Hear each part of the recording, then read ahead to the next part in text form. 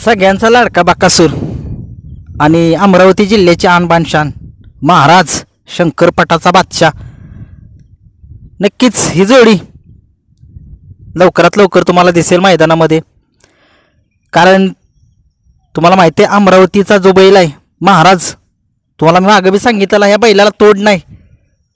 नक्कीच तो कोरेगावमध्ये आला हिंद केसरीच्या मैदानात, पण बैलाला एवढी स्पीड आहे साई काय त्याला पुरलाच नाही.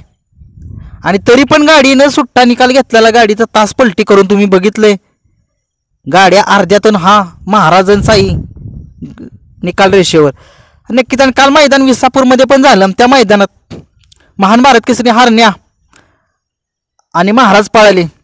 पुन्हा तेच गाडी तास पलटी, पुन्हा निकाल. नक्की काय असं होतंय काय कळलं नाही. एवढा स्पीडचा बैल खरंच आजपर्यंत नाही बघितला. एवढं स्पीड त्याला, खालून एवढं स्पीड आहे त्या बैलाला, जबरदस्त स्पीड आहे. शंकरपटातला तो बादशाह आहे. नक्कीच बकासूर सोबत जर पळाला तो, तर तो सळ येऊन मला नाही वाटत की मोठा लक्ष आणि छोटा लक्ष तर रेकॉर्ड तोडतीलच गाडी बकासूरची महाराजची. आणि राजा सम्राटला तर तोडच आहे या गाडीला. नक्कीच बघायला कधी मिळेल ही जोडी, लवकरच बघायला मिळेल. कारण चर्चा मालकांची चालू आहे, मी वारंवार त्यांचे व्हिडिओ बघतोय.